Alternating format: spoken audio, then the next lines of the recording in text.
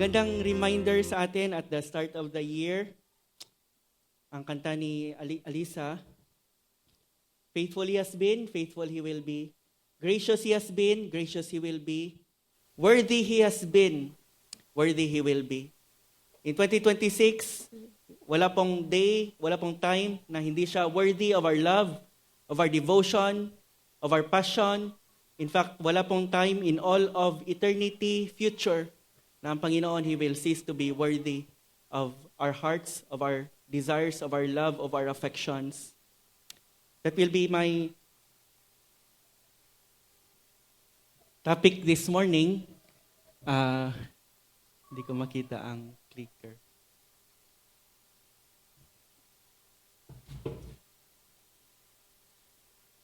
Sige lang. I entitle our message this morning as New Year Priorities. New Year Priorities. Ano ba dapat ang mga priorities natin for this New Year? New Year is a good time to reorder ng mga... Thank you, Sir Eugene. Makalimutin na ako. New Year is a good time to reorder ng mga priorities natin. Perhaps in the past year, may mga priorities tayo na hindi naman dapat natin priority, hindi naman yon ang priority ng Panginoon para sa atin. Or perhaps, in the new year, may mga priorities ang Panginoon na gusto niyang gawin natin, pero hindi natin priority. New Year priorities. And to remind us of our priorities, what should be our priorities this year, I would like to invite you to please open your Bibles to Deuteronomy chapter 6 verses 4 to 9. Deuteronomy chapter 6 verses 4 to 9. Break lang muna tayo sa series natin in the book of Ephesians for this New Year message. Deuteronomy chapter 6 verses 4 to 9. The fifth book of the Bible, the book of Deuteronomy. I would like to request everyone to please stand as we read the Word of God and give honor to the author of the Scripture, God Himself. Deuteronomy chapter 6 verses 4 to 9. The word of the Lord says, Hear, O Israel, the Lord our God, the Lord is one. You shall love the Lord your God with all your heart, and with all your soul, and with all your might. And these words that I command you today shall be on your heart. You shall teach them diligently to your children, and shall talk of them when you sit in your house, and when you walk by the way, and when you lie down, and when you rise.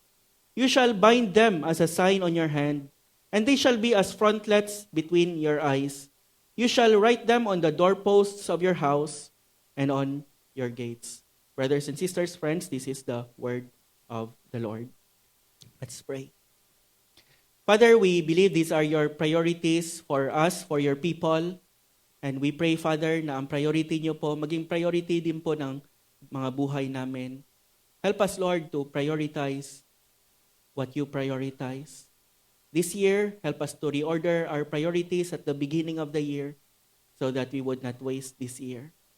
We commit our time of study of your word to you, Lord, asking that you will be our teacher. In Jesus' name we pray. Amen. Please be seated. Ano ba dapat ang mga priorities natin this year? Makikita natin sa passage natin ang mga things na gusto ng Panginoon na ating i-prioritize. Hindi lang sa year na ito, but all the years, all the days of our lives. This was the priority of every Jew about to cross the promised land. Ang word na Deuteronomy comes from two words sa Greek, deutero and nomos. Deutero, which means second, and nomos, which means law. Diyan natin kinuha ang astronomy, law of the stars, or economy, law of the household or household management.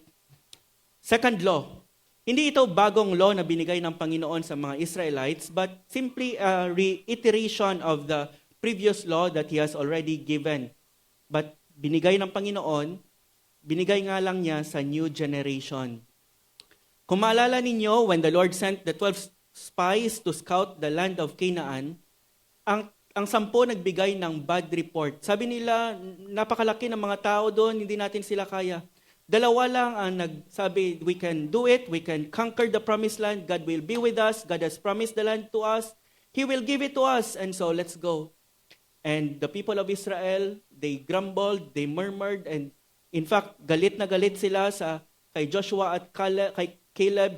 They believed the bad report of the 10 spies that they are ready to throw stones at Joshua and Caleb. As a result, nagalit ang Panginoon, and so sabi ng Panginoon, dahil hindi nyo gustong pumasok sa promised land, hindi ko kayo papapasukin. 20 years old and 20 years old and above, sabi ng Panginoon, mamamatay in the 40 years wandering in the wilderness. Wala na sana, 11 days lang sana from Kadesh Barnea to the promised land, but they traveled 40 years in the wilderness because of their sin.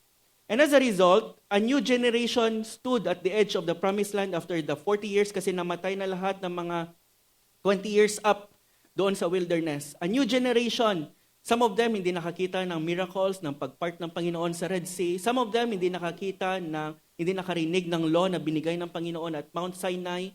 Or kung narinig man nila, they are too young to understand the law. And so therefore, the book of Deuteronomy was given para i-remind ang bagong generation na ito of God's law, of God's power, of God's faithfulness. Ang book of Deuteronomy, we can say na parang final sermon ni Moses kasi siya hindi din nakapasok sa promised land. Mamamatay din siya just before they will be entering the promised land. And so, final sermon niya sa people of Israel. Delivered shortly before Israel entered the promised land, calling them to remember, to obey, and to trust the Lord. In fact, ang mga sermons na ito sa Book of Deuteronomy were given during the 40-day period bago sila pumasok sa Promised Land. Israel was about to cross into the Promised Land. And in many ways, this marked a new year, a new life, a new beginning para sa mga tao ng Panginoon. Before they entered that new season, that new kind of life in the Promised Land, the Lord gave them a reminder. Before you step into a new chapter, ito ang mga things na dapat ninyong i-prioritize. This passage is known as the Shema. Galing ito sa first word ng passage natin, Shema Israel, Yahweh Eloheinu, Yahweh Echad. Hear, O Israel, the Lord our God, the Lord is one. This passage is a priority sa mga Jews. Dapat marinig ito ng mga Jews continually. They have to hear these words and they have to put to heart these words. Ito ang unang itinuturo sa mga Jewish na bata. As soon as a Jewish child can speak, he is taught the Shema. Memorize ito ng bawat Jew. In fact, nire-recite nila ito twice a day, every morning and every evening. And if God required His people to memorize and recite these words that often, the message is clear. This is a priority. Priority ito. In the same way, I believe it is also our priority as God's people to take heed to the words we find here in our passage. So the question before us is simple. What priorities does God set before us for this new year? Ano mga priorities na siniset ng Panginoon para sa atin this new year? And priority number 1 is to love the Lord supremely. To love Yahweh supremely. Hear, O Israel, Yahweh our God, Yahweh is one. You shall love Yahweh your God with all your heart, with all your soul, with all your mind, and with all your might. We know na sa Legacy Bible na translation, ang word na Lord, capital L, capital O, capital R, capital D, is Yahweh, the personal name of God. It must be our foremost priority this year to love the Lord supremely. Ang Shema, it begins with who God is. Hear, O Israel, the Lord our God, the Lord is one. And tulad na nasabi ko na, the Lord, capital L, capital O, capital R, capital D, kasi may Lord din sa Bible na capital L lang. Pero ang capital L-O-R-D, ito ang hindi binibigkas na pangalan na word ng mga Jews for fear that they might take the name of the Lord their God in vain. And so, because this is the personal name of God, and so instead of saying Yahweh, they simply say, my Lord or Adonai. And so, kaya na-carry sa translation natin na Lord lang, but that is the personal name of God. And that personal name of God carries with it the idea that God is eternal, God is infinite, God is perfect, God is immutable, God is omnipotent, the personal name of God. Meaning to say, this God who is omnipotent, who is omniscient, who is omnipresent, who is all-powerful, who is eternal, who is all-sufficient in Himself, this God who created the universe, spoke the universe into existence, this God is worthy of our love. And so, ang passage natin began with who God is, the worthiness of God. Worthy He has been, worthy He will be of all our loves and of all our affections. Because He alone is God. Hear, O Israel, the Lord our God, the Lord is one. He alone deserves our supreme love. It is our priority not just to love Him, but as our passage says, to love Him with all our hearts, soul, and might. Hindi lang outward obedience ang nire-require ng Panginoon, going to church, attending Sunday school, giving our offerings. Hindi lang outward obedience ang nire-require ng Panginoon sa atin. God requires inward devotion to love Him with all our beings. With all your heart, with all your soul, with all your might. Meaning to say, with 100% of your heart, soul, and might. Not 99% of your heart, soul, and might. Not even 99.999% of your heart, soul, and might. But with 100% of all your beings. That is supreme love. God is not to be loved partially but wholly. With all your heart, soul, and might. This year, priority number 1, to love the Lord your God supremely. To love Him supremely. Hindi na ang Panginoon, may part dito, mas malaking part sa heart natin, tas yung ibang parts dito, we love other things apart from Him. No, we love all other things that we love because we love Him. Ang love natin sa iba will be because of our love for Him. Kung kay Augustine pa, He loves thee too little, O Father, who loves anything together with thee, which He loves not for thy sake. Lahat ng mga loves natin in 2026 will be part, hindi apart sa love natin sa Panginoon, but part of our love for Him. We love only the things that He loves. We refuse to love the things that we cannot love for His sake. This year, priority number 1, to love the Lord your God supremely. We will live the year well when God has first place, not leftover place, in our hearts and in our lives. First things first, if God is central in your life, everything will be in their proper place.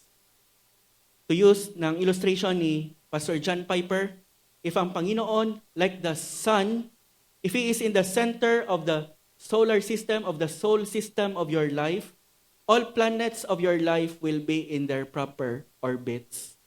The planet called marriage or singleness, the planet called family, the planet called work, the planet called sexuality, the planet called finances. These planets will be in their proper orbits if God, like the massive sun, is in the center. Pero if ang Panginoon, kunin natin sa center, all these planets will come crashing against one another. There will be chaos, there will be confusion. If God is in the center of the soul system of your life in 2026, like the massive sun, He will hold all the planets of your life and they will be in their proper orbits. How do we keep God in the center? By making Him the supreme object of our desire and longing and ambition and joy and satisfaction. In other words, by loving Him above all. First things first. This must be taken care of and other things will simply follow. Notice na ang passage natin does not explicitly mention Bible reading, it does not mention prayer, it does not mention serving the church, it does not mention loving the saints. Why? Because when you truly love the Lord, all of these will naturally follow. God's concern here is not first with activities, but with the heart. Kasi alam ng Panginoon, when the heart is right, everything else in our lives will follow. Ang mga spiritual disciplines like Bible reading, prayer, loving others, serving others, hindi siya magiging burden, but it will be a an overflow of our joy in God. We do not read the Bible, pray, or serve in order to make God love us. We do these things because we love God. On the other hand, it does not matter kung gaano tayo ka-busy sa ministry this year. It does not matter kung gaano tayo ka-active, gaano tayo ka-involved. You may be very busy this year, but if you do not truly love the Lord, it will not really matter.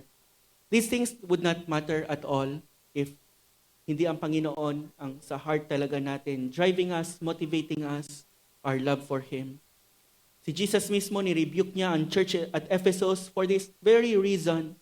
Despite ng kanilang soundness in theology, their orthodoxy, despite ng kanilang endurance, ng tireless labor nila, sabi ng Panginoon sa kanila, you have left your first love. I have this against you, that you have left your first love. In other words, marami silang ginagawa para sa Panginoon, pero ang love nila para sa Panginoon ay hindi na supreme. Busyness in ministry is never a substitute for love for Christ. God is not honored by service that flows from a heart that does not supremely delight in Him. Kaya sa kanta na A Passion for Thee, may isang line doon which I really love, not just to serve, but to love Thee with all of my heart. Lord, this 2026, I want to serve You, but not just to serve, but to love Thee with all of my heart. You shall love the Lord your God with all your heart, and with all your soul, and with all your might. What does it really mean to love the Lord? Kung tatanungin natin lahat ng mga tao dito sa Gentry, kung mahal nila ang Panginoon, lahat sila magsasabi na mahal nila ang Panginoon. But if you ask them, do you delight in the Lord? Do you really trust Him? Siya ba talaga ang pinaka-iniisip-isip mo? Do you desire Him more than anyone or anything? Many of them would not say, hindi naman talaga. Like this week, sino bang pinaka-iniisip mo? Sino bang pinaka-dinidesire mo? Sino bang pinaka-ini-enjoy mo? Because what we enjoy most, what we think about most, what we desire most, is what we love. And what we love is what we worship. And what we worship is our God. And for many people, it's not God. That is what it means to love the Lord. Siya ang pinaka-ina-enjoy mo, pinaka-dinidesire mo in your life, pinaka-iniisip-isip mo from the moment you wake up to the time you sleep at night. Siya ang pinaka-dinidesire mo. Whom have I in heaven but Thee? And there is none upon earth that I desire besides Thee. That's what it means to love the Lord. And so, ask a person, do you really desire the Lord? Siya ba talaga ang inaasam-asam mo? Do you delight in Him? Do you enjoy Him? Just this week, siya ba talaga ang nagpapasaya sa iyo? Siya ba talaga ang nagbibigay galak sa puso mo? Do you trust Him and His promises? Do you obey Him? Do you consider it your joy to obey Him? That's what it means to love God. And using that criteria, let's ask ourselves, do I really love the Lord? Do I really love the Lord? God is calling us, inviting us this year to make it our priority to love the Lord with all our hearts, souls, and mights. Loving God is a result of divine work. Hindi natin ma-manufacture ang love para sa Panginoon sa mga hearts natin. It's a result of the divine work of God. Deuteronomy chapter 30 verse 6. And the Lord your God will circumcise your heart and the hearts of your offsprings after you, that you may love the Lord your God with all your heart, soul, and might. It's a result of divine circumcision of our hearts. It's a result of the work of God ang love sa Panginoon. And so let's cry out to God for more love for Him because it is He alone who can produce this love sa mga hearts natin. I don't know kung kamusta ang iyong 2025. Can you honestly say that you love the Lord with all your heart, soul, and might? Can you honestly say that there were moments, however imperfect, when you did really love the Lord in 2025? Regardless of how you answer those questions, this 2026 is another gracious opportunity to realign our hearts to reorder our loves and priorities, and to make loving the Lord supremely our number one priority. Priority number one in 2026, to love the Lord supremely. Priority number two in 2026 is to learn the Word seriously. Verse 6, all these words that I command you today shall be on your heart. Loving the Lord supremely is inseparable from learning His Word seriously. It is in the Word of God na makilala natin kung sino ang Panginoon and why is He worthy to be loved above all. And these words shall be on your heart, sabi ng Panginoon.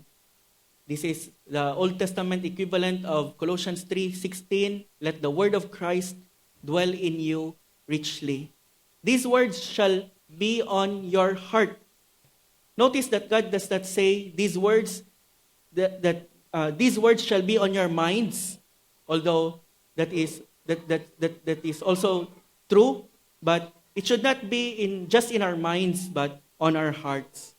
God's word is not meant to remain in our heads. It is meant to take residence sa mga puso natin. But of course, before the word reaches the heart, it must first be in the mind. Hear, O Israel.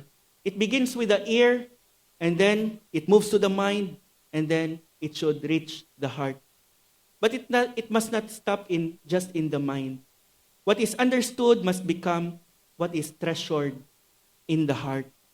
Scripture is not meant to be merely heard and understood, but to be loved and cherished and delighted in and obeyed.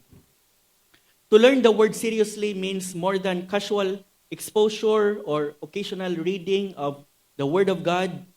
It means we give ourselves to it, listening attentively as it is being preached or sa mga audio Bibles, meditating on it carefully, memorizing it throughout the day, submitting humbly to it all our lives. That's what it means for the Word of God to be in our hearts, to dwell in us richly. This year, sa Gospel Community, sa GCBC, mai-introduce ako na ways in which we can learn the Word seriously. Isa is reading through the Bible once again, from Genesis to Revelations. Or if hindi mo pa yan nagawa, kahit na Matthew lang muna until Revelations. I encourage everyone to commit to reading the Bible systematically this year. If nagawa mo na yan before, once again. Maraming mga Bible reading plans available online. May sinend ako ng mga Bible reading plans sa GC natin. Isa sa mga ginagamit namin ni Rhea for years is the Discipleship Journal Bible Reading Plan na dinevelop ng Navigators. May reading siya from 4 different places sa Bible for 5 days. And so may 2 days na walang readings reserved para sa kung magkasakit tayo or rest from our readings and to read freely from other parts of scriptures or to make up for the missed readings. This year, kami ni Rhea magta-try ng M-Chain Bible Reading Plan throughout the year din. It was developed by a godly Scottish pastor who died before he reached the age of 30. In 1 year, the plan will let you read the Old Testament once and the New Testament and the Psalms and Proverbs twice. Kung hindi ka pa talaga nakapag-start magbasa ng whole Bible, kahit na New Testament lang muna this year, may mga reading plans din sa GC na mababasa mo ang New Testament for 1 year. If gusto mo ng printout, just message me and I will print it out for you. May mga apps din na mag-help sa iyo track ng mga passages na nabasa mo na. You don't need to feel discouraged or guilty over missed days. Ang important thing is faithful, humble, and consistent exposure to the Word of God. For the Word of God to be in your heart, to dwell in you richly. I would like to encourage those who have families to read together God's Word, together as a family. You may start with 1 chapter each day. You may start with the New Testament books. From Matthew, systematically moving through until Revelations. Marami ang nasashock na pwede palang mabasa ang Bible from cover to cover. And the truth is, pwede. If you read 4 chapters a day, just 4 chapters a day, you can finish the entire Bible in less than 1 year. By reading 1 chapter a day in the New Testament, 1 chapter a day in the New Testament, you can finish the whole New Testament in 9 months. And if you read the New Testament at a pace of 2 chapters a day, in 1 year, you will have read the New Testament almost 3 times. Hindi po kulang ng time ang rason kung bakit hindi tayo nakakabasa consistently ng Bible. At least for me, alam ko na hindi yan ang rason. If I miss reading from the Bible, hindi kulang ng time ang rason kung bakit hindi natin natatapos ang buong Bible kahit na New Testament man lang. Kasi may time tayo na kumain, hindi naman tayo nakakapagsabi na sobrang busy ko, isang week, isang linggo, hindi na ako nakakain. But the Bible is our spiritual food. It's simply a question of priority. Isa sa mga palagi kong ini-illustrate on this truth is George Mueller. Si George Mueller, he cared for 10,024 orphans during his lifetime. 10,024 orphans. Kung may 3 anak ka lang, sobrang busy mo na. How much more 10,024? Hindi naman sabay-sabay lahat. But he built 5 large orphanages to house these orphans. Pastor siya ng church with 1,200 believers. Can you say that he is busy? Very busy. Yet he was able to read this Bible over his lifetime about 200 times. Actually, sabi niya na lost track niya na, but about 200 times. Sabi niya, he said, "For more than half a century, I have never known one day when I had not more business than I could get through." Sabi niya, hindi siya makaalala ng isang araw na hindi siya busy. For 40 years, I have had annually about 30,000 letters, and most of these have passed through my own hands. I have 9 assistants always at work, corresponding in German, French, English, Danish, Italian, Russian, and other languages. He said, "Then as pastor of a church with 1,200 believers, great has been my care. I have had charge of 5 orphanages, also at my publishing depot, the printing and circulation of billions of tracts, books, and Bibles. But I have always made it a rule never to begin work till I have had a good season with God." That is what he said. It was a rule for him, kahit na gaano ka-busy, to have a good season with God. It's not an issue of time. May time tayo, it's an issue of priority. When George Mueller was 71 years old, he spoke to younger believers. Sabi niya, "Now in brotherly love and affection, I would give a few hints to my younger fellow believers as to the way in which to keep up spiritual enjoyment." Para sa kanya, hindi ito drudgery, but this is the source of his joy. It is absolutely needful in order that happiness in the Lord may continue, that the scriptures be regularly read. These are God's appointed means for the nourishment of the inner man. Consider it and ponder over it. He said, especially we should read regularly through the scriptures, consecutively, and not pick out here and there a chapter. If we do, we remain spiritual dwarfs. I tell you so affectionately, for the first 4 years after my conversion, I made no progress because I neglected the Bible. But when I regularly read on through the whole, with reference to my own heart and soul, I directly made progress. Then my peace and joy continued more and more. He said, at the age of 71, "Now I have been doing this for 47 years. I have read through the whole Bible about 100 times, and I always find it fresh when I begin again." Para sa kanya, ang pace niya, twice a year. Twice matapos niya ang Bible a year sa busy schedule niya. "Thus my peace and joy have increased more and more." 71 siya that time na sinulat niya ito, but he would live for another 21 years. And since wala na siyang masyadong ginagawa because for the most part, he was bedridden. He was able to finish the Bible 200 times. He will read 100 times more in those 21 years, mga 4 times a year. When he was 76, he wrote the same thing. Sabi niya, he said, I saw more clearly than ever that the first great and primary business to which I ought to attend every day was to have my soul happy in the Lord. Para sa kanya, this is priority number 1, to have my soul happy in the Lord by learning to love Him through His Word. This is one of the ways in which we can learn the Word seriously this year. Second na i-introduce ko for learning the Word seriously is a scripture memory program.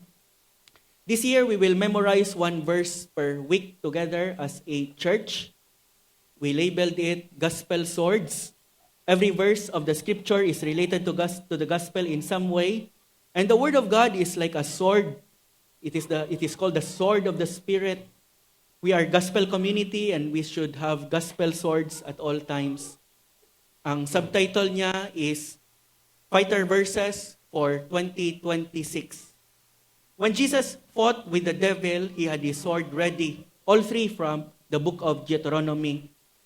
Na-learn natin last week na Christian life is a battleground. Hindi playground, battleground. How can we expect to defeat the enemy and win the battle without a sword? Hindi natin kaya hand-to-hand combat. We have especially selected the verses so that the basic verses on salvation and the Christian life are included sa 52-week Bible memory program na ito. May 52 weeks tayo this year, and so we will memorize at least 52 passages of the Bible this year. Simula bawat linggo, we will memorize 1 verse. For instance, this Sunday, January 4, 2026, Ephesians chapter 2, verses 8 to 9 ang i-memorize natin for the whole week. Nagprint kami ng mga ref magnets per family. Kuha lang kayo mamaya sa likod. 1 per family. If 2 ang ref nyo sa bahay, pwede 2. Pero bawat isa, pwede din kumuha ng bookmark. Ang walang ref, bili mo na ng ref. Bawat isa, pwede kumuha ng bookmark na sa likod din. Pwede nyong ilagay sa mga Bibles ninyo. We will start memorizing every Sunday. Si Gigi, si Ange, nag-commit this year to send us a reminder sa GC natin every Sunday of every week ng verse for the week natin na i-memorize natin. 52 verses per year. If you live 10 years more by the grace of God, ang ma-memorize mo is at least 520 verses. If bigyan ka ng Panginoon ng 30 years more to your life, ang ma-memorize mo is at least 1,560 verses of Scripture. Just imagine the result, by God's grace, that can result in a life shaped, strengthened, and sustained by the Word of God, kaysa sa wala talaga. These words that I command you today shall be on your heart. On your heart. To do that, we should read the Bible, and then we should memorize the Bible so that it sticks in the mind. And then we should pray that God would move His Word from our minds to our hearts, and from our hearts to our lives, so that it will result in joyful obedience. It will result in a life of godliness, of Christ-likeness. It will result in us becoming more and more like our Lord and Savior, Jesus Christ. Let it be our second priority this year to learn the Word seriously. The Puritans said, sabi ng mga Puritans before, take our lands, take our houses, take our children, but do not take our Bibles. Yan yung sabi nila. May we share the same conviction na ang word ng Panginoon hindi optional, hindi secondary, hindi negotiable, but essential sa mga buhay natin, sa faith natin, and sa perseverance natin in that faith. Priority number 1 in 2026, to love the Lord supremely. Priority number 2, to learn the Word seriously. And priority number 3 for 2026 is to lead the home spiritually. To lead our homes spiritually, especially sa mga parents. Verse 7 and following. You shall teach them diligently to your children, and shall talk of them when you sit in your house, and when you walk by the way, and when you lie down, and when you rise. You shall bind them as a sign on your hand, and they shall be as frontlets between your eyes. You shall write them on the doorposts of your house and on your gates. Third priority for this year is for you, parents, especially, to lead your home spiritually.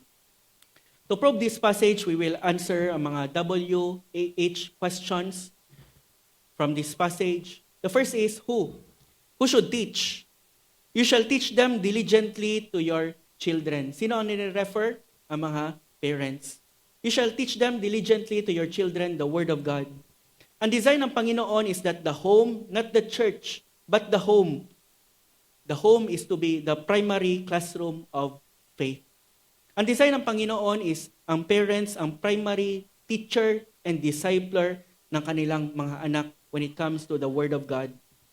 Ang Children's Sunday School, ang youth fellowship, ang church, they are important, but they are not the ones that God has entrusted with teaching the gospel to our children. Sometimes ang mga parents, because they send their children for music class, for music lesson, for swimming class, they think they can also send their children to church for Bible lessons. God said, you shall teach them diligently to your children.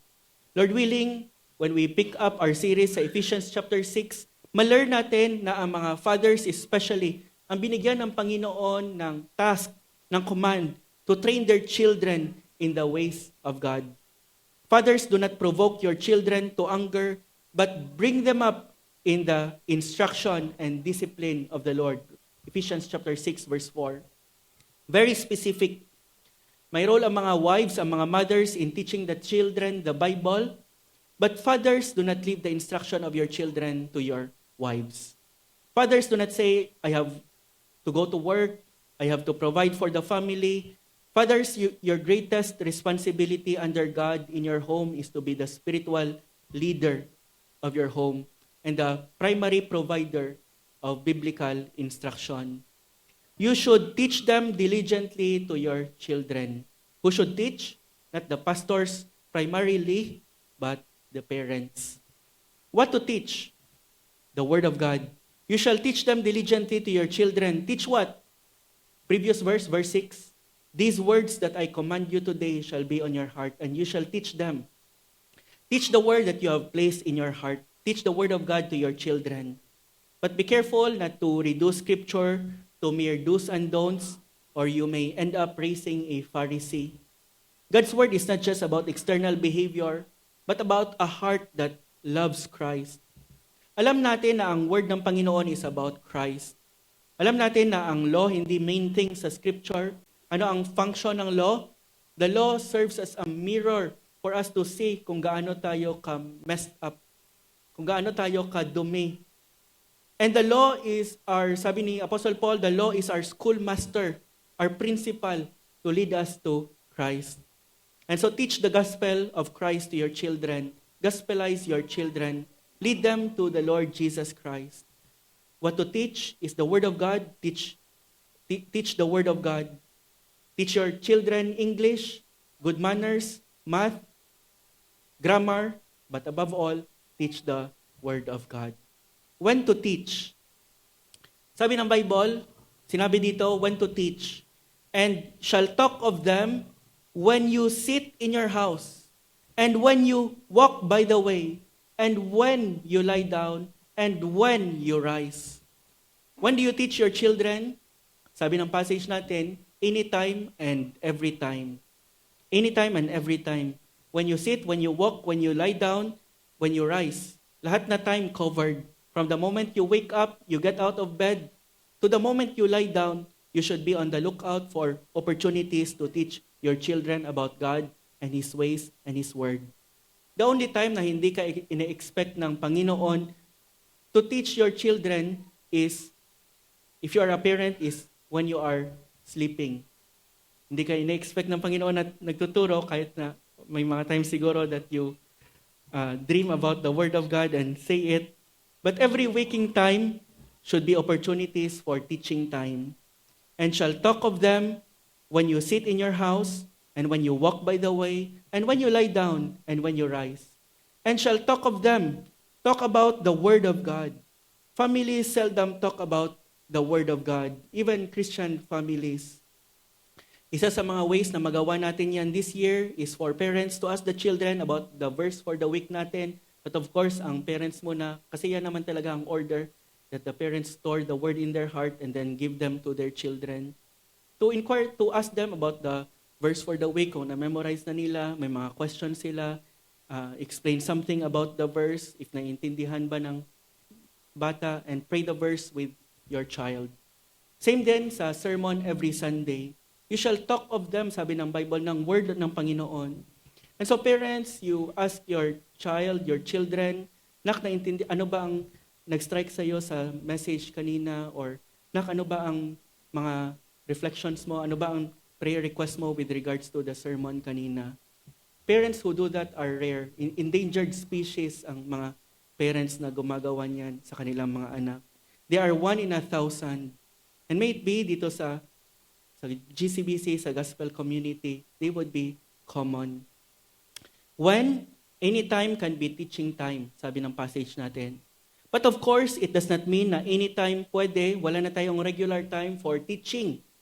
Set up a regular time for family worship, family devotion, family altar, whatever you may call it.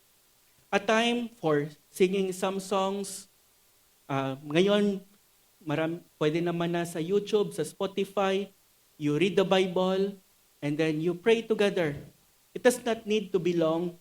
You do not need to prepare much. You simply gather the family together and sing and read and pray.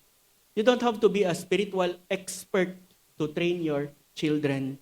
Just open your Bible and read it with your children. Sing hymns and spiritual songs with them. Memorize scripture with them, and pray together with them.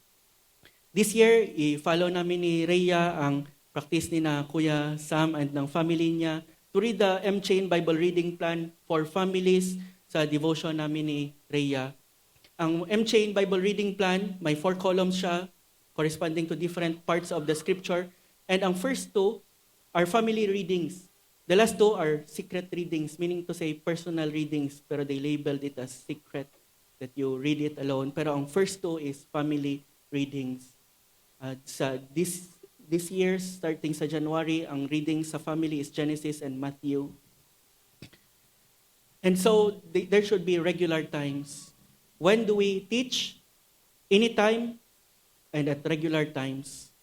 Where to teach? Not just in the church, but at home and, according to the passage, wherever you go. Verse 7, you shall talk of them when you sit in your house, when you walk by the way. Verse 9, you shall write them on the doorposts of your house and on your gates. Meaning to say, you set up maraming reminders for the Word of God to be seen and to be discussed and to be talked about. Kaya ginawa namin na ref magnet ang verse for the week natin para makita kaagad, ma-remind tayo, hindi sa doorpost but sa ref. Sometimes the best teaching opportunities happen not at church, but in the kitchen, at home, at the dining table, at school, while walking, while riding a car, in the hospital, at children's parties, at wakes or funerals. Those are the times that provide sometimes of the best teaching opportunities. Hindi lang sa church. Where to teach your children, our passage says, everywhere. How to teach? The passage says, diligently.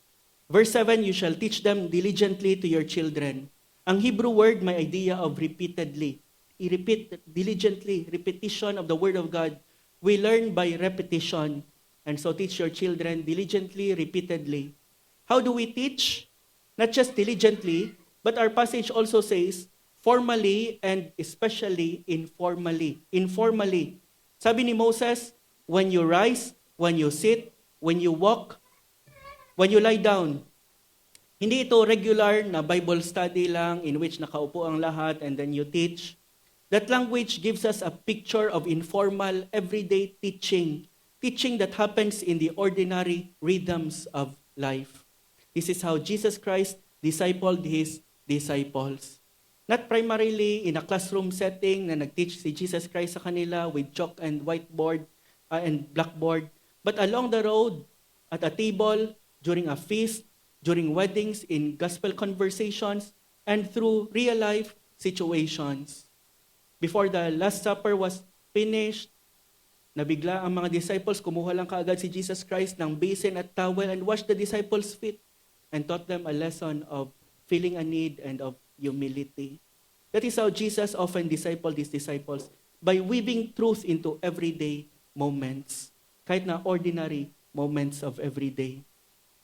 Of course, may formal teaching time din si Jesus Christ sa kanila, but discipleship is not confined to a lesson in a classroom setting. It happens as life happens. As you and your children talk and walk and sit and rise and live life together, discipleship happens. That is how faith is passed on, not only by instruction, but by example, by conversation, and by a shared life. Discipleship is life to life, life to life. Always talk about spiritual things. You shall talk of them, of the Word of God, when you sit in your house and when you walk by the way and when you lie down and when you rise up. The Word of God should be part of ordinary Christian conversations at home. Let it be part of your lifestyle. Be ready to seize teaching opportunities at breakfast, at normal interruptions throughout the day, at mealtime, at bedtime. Someone has said, every day you do not speak about God to your child, you disciple your child in atheism.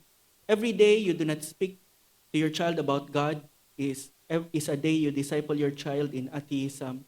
Raising your child as an atheist is very easy to do. Just do nothing. Just do not mention God at all. But raising your child as a godly person requires much thinking, much pondering, much meditation of the Word of God, much teaching, and much praying. Ang passage natin nagsasabi na ang mga parents are to disciple their children. Parents are the primary disciplers of their children. Sabi ni Charles Spurgeon, we are commanded, lahat ng mga Christians, go into the world and make disciples. Sabi niya, how can we hope to see the kingdom of our Lord advance when His own disciples do not teach His gospel to their own children? No matter how busy you are, this year, make the spiritual discipleship of your children a top priority sa mga parents. What shall it profit your children if they excel in academics, if they succeed in their careers, yet they lose their souls? What shall it profit your children if they excel in school, if they do well in life, and yet, in the end, lose their own souls?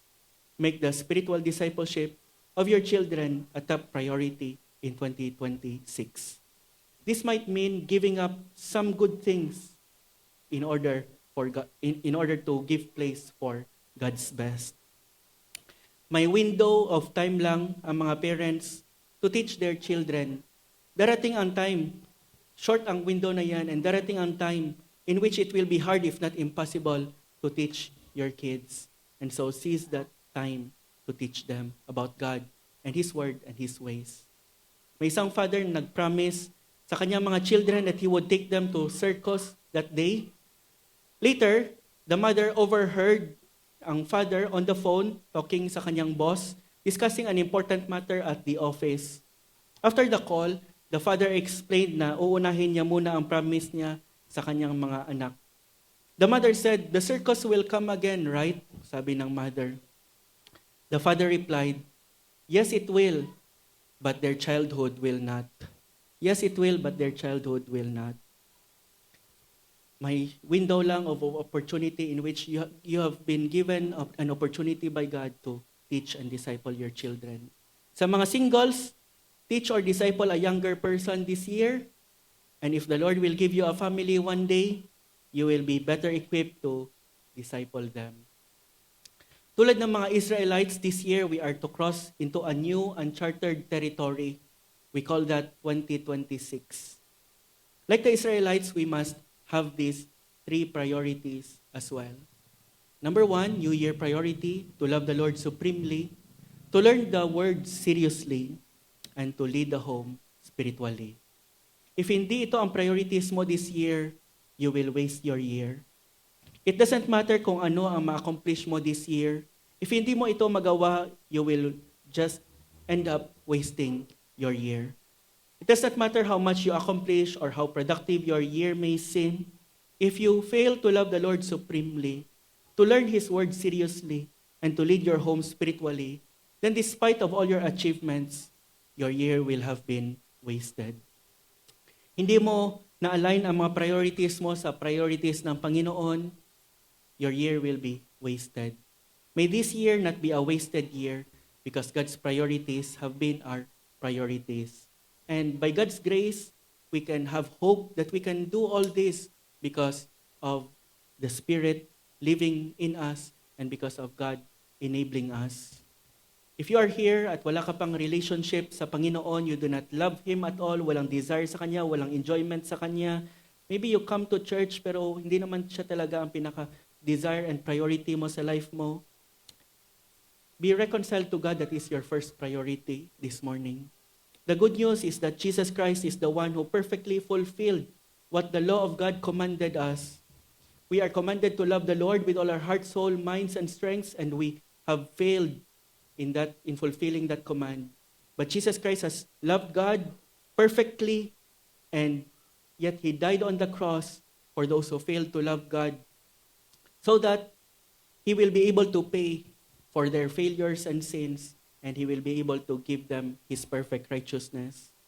So for you who may not love the Lord and may not believe in Him yet, the New Year priority is this: come to Christ. Come to Christ. Start this year by trusting the Savior who can change your heart. When Christ becomes your Savior and Lord, loving Him becomes possible. His word becomes precious, so that you would want to store it in your heart, and then you can lead others to Him, starting from your own households. Let us bow our heads and close our eyes in prayer as we respond to the Word of God this morning.